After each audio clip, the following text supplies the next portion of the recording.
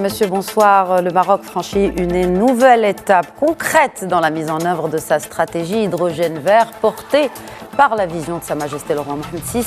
Cette dynamique s'est récemment traduite par la signature ce jeudi à Rabat d'un accord préliminaire de réservation foncière entre le consortium Ornix et Mazen, marquant ainsi l'entrée du projet dans une phase opérationnelle décisive, et ce, dans le cadre de l'offre Maroc d'hydrogène vert.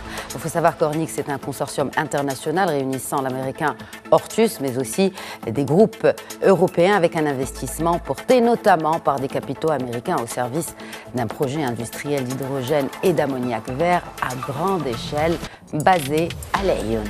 Pour en parler, avec moi le Managing Director d'Ornix, il est développeur international reconnu dans les énergies renouvelables. Il est signataire donc de cet accord plutôt au cœur de la structuration du financement et de l'exécution de ce projet stratégique. Peter Guiche, bonsoir et merci d'être avec nous. Merci à vous et merci d'avoir m'invité ce soir. C'est un plaisir de vous accueillir ici chez nous à Média TV. En quelques mots, qu'est-ce que le projet Ornix ?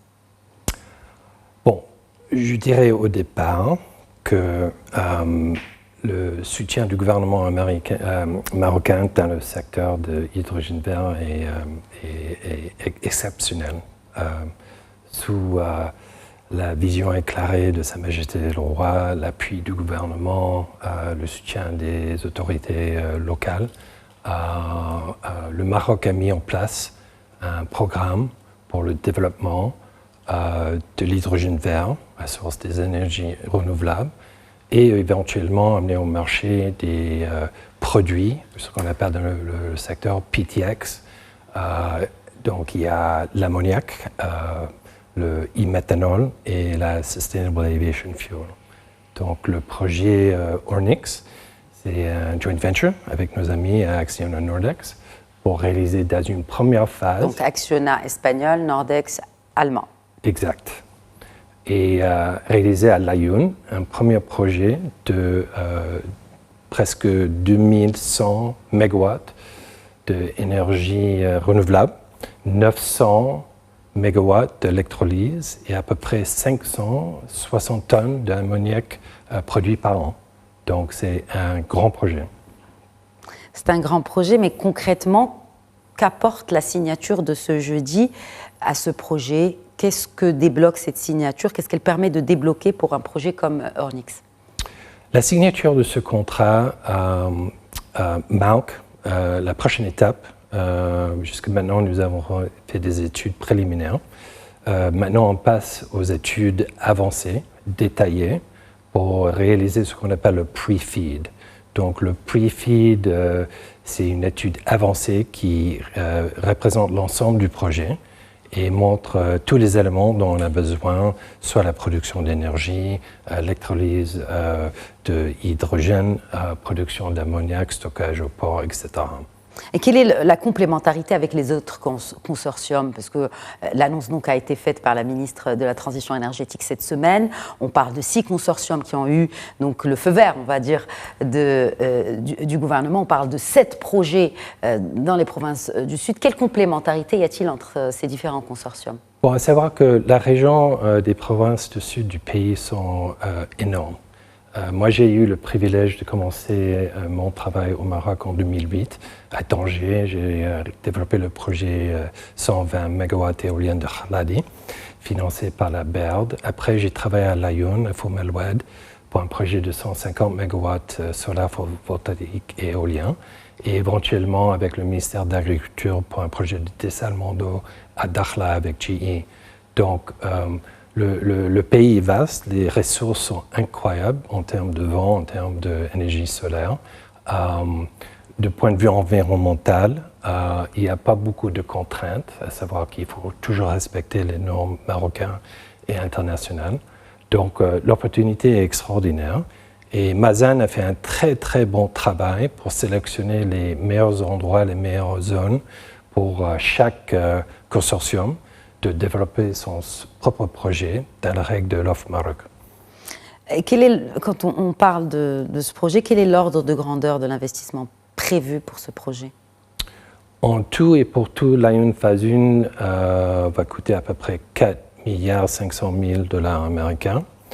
Donc, on partage le projet en deux. Il y a une partie Power Production et on va signer, selon les hypothèses de financement aujourd'hui, un PPA, c'est-à-dire un contrat pour l'achat et vente d'électricité. Et de l'autre côté, on a la production molécule. Donc, on a, je dirais, la moitié de CAPEX, à peu près 2 milliards, qui sont prévus pour la partie production molécule. Donc, cette répartition aussi du CAPEX est importante pour comprendre un peu l'évolution aussi de ce projet, ce qui nous amène aussi à d'abord à la naissance de ce projet. Qu'est-ce qui a fait pencher la décision en faveur du Maroc plutôt qu'un autre pays pour ce projet?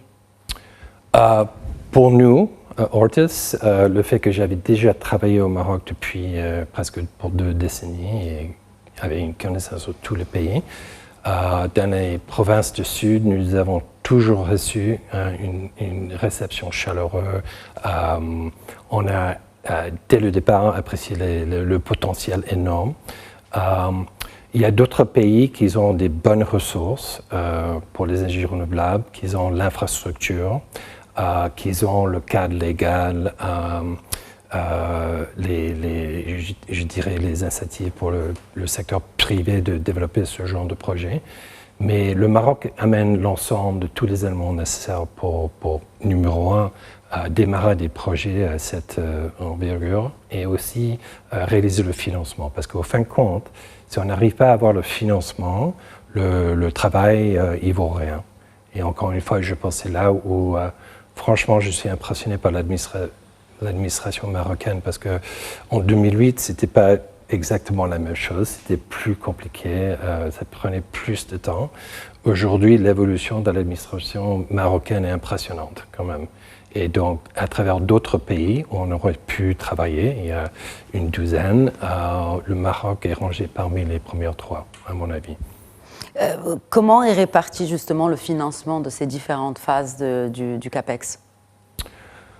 Bon, il y a quand même un premier élément très important, c'est le travail de développement. Oui. Donc, il y a le DevEx, Development Capital, qui est je dirais, le capital le plus à risque. Et ça, c'est l'argent qui coûte le plus cher. C'est là où on prend les plus grands risques.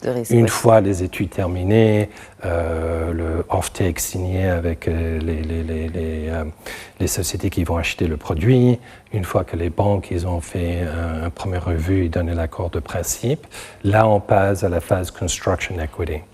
Donc, nous, aujourd'hui, on est toujours dans la phase de Development Spending.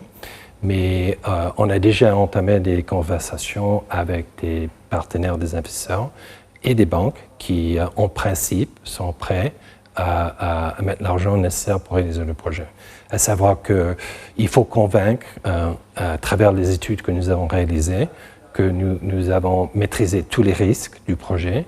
On est dans la position de bien construire et éventuellement opérer le projet. Quand on parle de ce genre de projet, le livrable, il est pour quelle échéance, plus ou moins, selon vous, Peter Gish? Nous pensons que le marché en Europe est le plus important pour l'ammoniac vert en provenance du Maroc aujourd'hui. Il y a la possibilité de produire pour des besoins au Maroc. Nous avons eu des discussions à propos de ce sujet, mais pour l'instant, principalement, on voit l'export vers l'Europe. Mais beaucoup d'incertitudes entourent cette technologie de l'hydrogène vert. Comment on change d'échelle? Parce que vous avez parlé du off-take, des marchés vers lesquels cet hydrogène vert produit au Maroc pourrait déboucher. Mais comment on peut changer d'échelle tout en maîtrisant ces risques dont vous parliez, ces risques d'exécution et surtout les coûts? Yeah. Bon, numéro 1, il faut avoir l'expérience de développement et de financement. Ça, c'est un sine qua non pour le succès d'un projet pareil. Numéro 2, il y a des exemples dans le passé qui sont très importants. Okay. Dans les années 60, le LNG, c'était considéré impossible. Impossible. Le gaz liquéfié. Oui, c'était carrément considéré impossible à faire. Donc, je pense que c'est les Japonais qui ont développé la technologie pour liquéfier le gaz et le transporter dans les vaisseaux partout dans le monde. Donc on avance le temps, 60 ans, et la LNG, c'est une source d'énergie moins chère sur la planète et moins polluante que les autres formes d'hydrocarbures. Donc l'éolienne, même chose, au départ ça coûtait très très cher, on avance 30 ans, aujourd'hui c'est l'énergie la moins chère sur la planète. Le solaire photovoltaïque, oui. Même chose, au départ c'était énormément cher, aujourd'hui ça devient la source d'énergie la plus importante sur la planète. La production d'hydrogène vert, la production d'ammoniac vert, les e-fuels, la Sustainable Aviation Fuel, c'est une question du temps, uniquement du temps. Le Maroc est très très bien placé pour faciliter cette transition, entre autres parce qu'il y a la vision de Sa Majesté le Roi qui a lancé le programme et avec le soutien du gouvernement et surtout, chose que j'apprécie énormément étant de développeur, c'est le soutien local. Donc tous les éléments sont là pour avoir la réussite. Donc ça va être juste une question de temps à mon avis. Qu'en est-il de l'intégration dans la chaîne de valeur où Ordix crée le plus de valeur le long de la chaîne hydrogène-ammoniac? Bon, il y a plusieurs. Mais tant mieux, lesquels? Il y a plusieurs. Donc, nous avons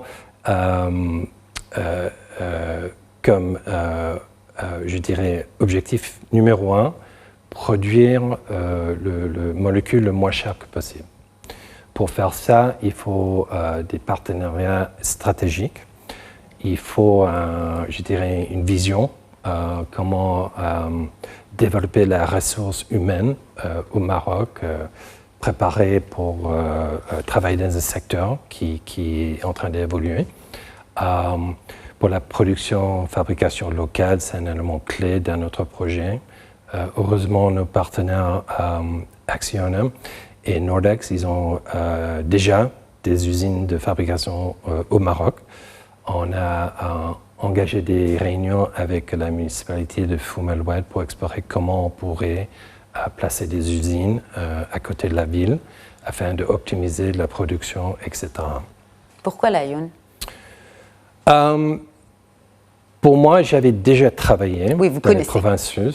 Mais après, pour aussi convaincre le reste du consortium, des investisseurs aussi, pourquoi? Quel a été vos arguments pour les convaincre, vous qui connaissez si bien les provinces du sud du royaume? Voilà, bon, je vais répondre à la question directement. Donc, en 2016, on avait installé un mode mesure à l'Aïoun, avec l'aide de la municipalité de Foum El Oued. Et on avait déjà les données du vent. On avait aussi mesuré la capacité solaire de la région. Et donc, on savait dès 2016 à quel point la ressource était incroyable. Pour nous aussi, les aspects environnementaux et impacts sociaux sont très importants. Le fait qu'il n'y a pas une grande population était très important parce qu'effectivement, il n'y a pas d'habitation, il n'y a pas de village, il n'y a presque rien. Il y a une zone de migration de oiseaux sur la côte, mais à 10 km à l'intérieur de la zone de province sud, on est capable d'éviter ce problème. Donc le reste présentait un terrain énorme avec la possibilité que nous, on n'avait pas les contraintes que nous avons dans d'autres pays et d'autres sites où il y a des montagnes, des lacs, des villages, des zones sensibles au point de vue de l'environnement. Et on pouvait optimiser la technologie, choisir le meilleur système de construction et mettre en valeur tous les éléments dans la chaîne de valeur qui sont optimisés pour le site. Donc on avait un canevas blanc absolument vierge où on pourrait amener les meilleures technologies aujourd'hui avec un financement compétitif pour réaliser le projet. Combien de foncier est nécessaire pour un projet tel que celui que vous dirigez? Selon le contrat que nous avons signé aujourd'hui, on commence avec un terrain de 30 000 hectares. Ce terrain englobe toute la partie production d'énergie, production de molécules, toute le zone de stockage, de transport. Donc, ça représente une petite partie de la zone de l'Aïon, mais pour nous, c'est très important parce que ça donne aussi pour les bailleurs de fonds, on démontre qu'on a le terrain nécessaire pour réaliser le projet. Et puis, quels sont les objectifs chiffrés en termes de KPIs à terme, en termes de création d'emplois et aussi de retour sur investissement pour le Maroc et pour vous en tant que consortium? Ça, c'est un sujet toujours difficile à aborder à ce stade-là parce qu'on est toujours en train de faire les études, mais moyennement, on parle de 2500 emplois pendant la phase de construction, peut-être encore un peu plus dans la phase opérationnelle et construction. Et avec un deuxième projet, ça peut doubler, tripler. À savoir que nous sommes un de 5-6 consortiums qui travaillent dans la région. Donc, au bon moment, nous allons communiquer entre nous pour optimiser la création d'emplois et la fabrication locale.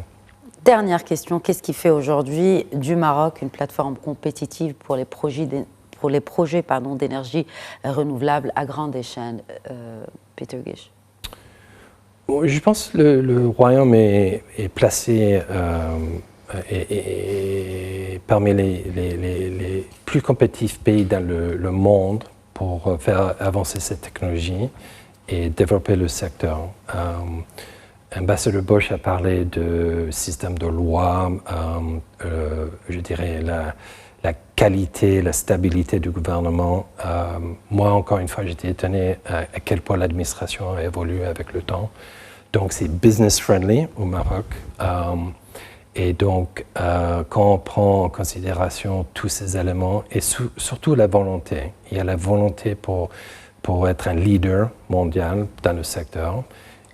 Et ça, on le voit à tous les niveaux du gouvernement. Donc, ça fait que le Maroc est comparé à d'autres pays, encore une fois, pour moi, est dans les premiers 3 pays mondialement. Merci beaucoup, Peter Gish, Managing Director d'Ornix, donc, d'avoir répondu à nos questions sur ce sujet qui vous passionne tant. Merci beaucoup. Merci beaucoup. Au revoir. Voilà, c'est la fin de cet entretien. Merci de nous avoir suivis. Très bonne soirée.